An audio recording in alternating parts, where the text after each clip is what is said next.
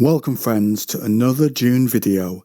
Today we take a little trip to the seat of Imperial power, the throne world, Kaitain, as described in the Houses trilogies by Kevin J. Anderson and Brian Herbert. And we will explore from the lowly crypts to the heights of the palace. The first thing you might notice upon leaving a guild ship is the skies of the Imperium's seat of power. They're not marred by clouds. The weather is carefully controlled by weather satellites and their bending technology so that sun is there most of the time. At night, even the sky would be lit for the early evening by the planet's 4 moons. From there, diplomats will pass under an archway of crimson lava, stolen from Seleucus Secundus, go past classic statues and paintings, and into an audience chamber. The floor stretched onward like a polished, multicoloured plane of stone squares, each one from a different planet in the Imperium. Alcoves and wings were being added as the Empire grew. Functionaries strutted around, going to meetings and whispering the secrets of the Emperor's court.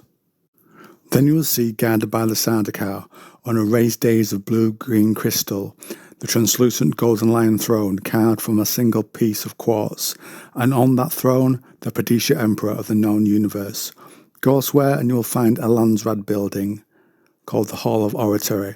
It was surrounded by other buildings, giving order to the managing of the empire. All houses have put money towards the hall, and they competed to raise its grandeur. Much of what was there had been brought by Chome on guild ships, but the Emperor had curtailed it somewhat, so that it did not overdo his own palace. It didn't look better than it. Banners and many designs rippled on its outer wall. Inside you could also see the colours for many of the great houses. Small business being discussed sometimes meant the family heads could not be bothered to attend certain council meetings. But when you were there and you spoke, the words were picked up by amplifiers and recorded by sugar wire. And inside, you will be able to see murals depicting scenes of natural beauty and technology achievements from around the Imperium. Elsewhere, the magnificence of Kaitain carried on. A fountain at the centre of the commons was the design of a glittering nebula swirl. The fountain was replete with oversized planets and other celestial bodies that spurted perfumed streams in myriad colours. Tight beam spotlights refracted from the water, creating loops of rainbows that danced silently in the air. If you disagreed with the Emperor or were caught doing something naughty, you may find yourself in a prison cell, perhaps escorted there by the Sardaukar. If you are a noble, then you would still be made comfortable, offered a desk of polished ikaz, jacaranda, and a film book reader. The cell would also be warm, and food and bed would be provided. And a guard might bring you a message cube that you could unlock using your unique fingerprint. When there is a big event on Kaitain, the streets will be filled with people, and others will gather there to sell souvenirs, commemorative items and refreshments. Flags for the Emperor will be flown, and Sardaukar will guard against any breaches. When Shaddam and his lady Anirul became married, they rode past these crowds in a coach pulled by 6 golden lions from Harmathep, braided with jewels. The animals' magnificent manes moved in the gentle breeze, and a shield could be seen just outside the edge of the carriage to protect the Emperor. For public events such as this, teams of manicurists maintained the sabre-like claws of the lions, whilst groomers shampooed the lions' fur and brushed their manes. The ceremony itself will be held in the Grand Theatre. There each house had been invited. The rest of the Imperium would watch over relays. All the major powers were there, from Chome to the Spacing Guild, Mentats and Suck Doctors, all the schools and powers that shaped the then Emperor-to-be's Imperium. And later, in a double celebration, the Emperor would rise from the throne of his father and be cheered as he ascended to being Emperor. Elsewhere on Kaitain can be found the Imperial Audience Chamber. The immense room contains some of the most priceless treasures in a million worlds. But any emperor going by would have seen them all before. Then beneath the great city is the Imperial Necropolis. Many generations of Carinos have come to rest there. Some died through treachery, others natural causes, and some of them had been buried with their concubines and bastard children.